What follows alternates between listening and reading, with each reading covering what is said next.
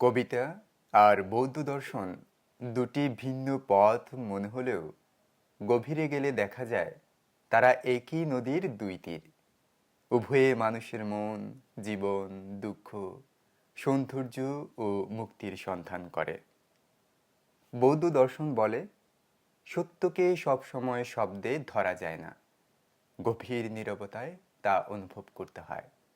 কবিতাও ঠিক তাই। একটি ভালো কবিতা শুধু শব্দ নয়, শব্দের মাঝখানের নীরবতাও পাঠককে স্পর্শ করে। বুদ্ধ নীরবতায় সত্য খুঁজেছেন, কবি নীরবতাকে শব্দে রূপ দিয়েছেন।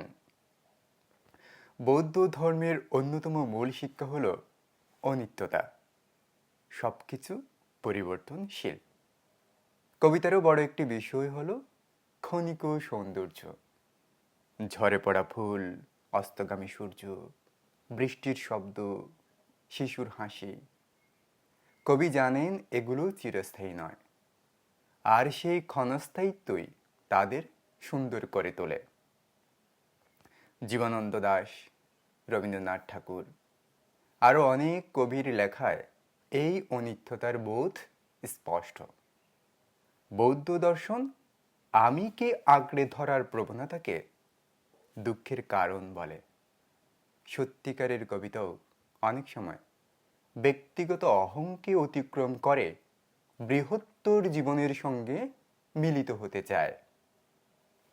যখন কবি বলেন আমি ঘাসের কাছে শিখেছি বিনয়, তখন তিনি নিজের কেন্দ্র থেকে সরে প্রকৃতির সঙ্গে একাত্ম হচ্ছেন।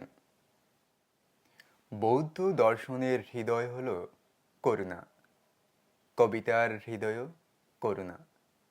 একজন কবি পাখির কান্না, গাছের নিঃসঙ্গতা, শ্রমিকের কষ্ট, শিশুর হাসি সব কিছুর সঙ্গে নিজেকে যুক্ত করতে পারেন। অন্যের অনুভূতিকে নিজের অনুভূতি করে নেওয়াই কবিতা ও বৌদ্ধ দর্শনের বড় একটা মিল।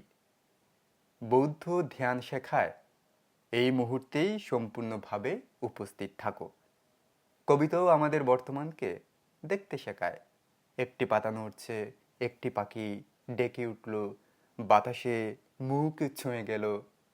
কবি সেই মুহূর্তটিকে গভীরভাবে অনুভব করেন। এই যেন এক ধরনের ধ্যান।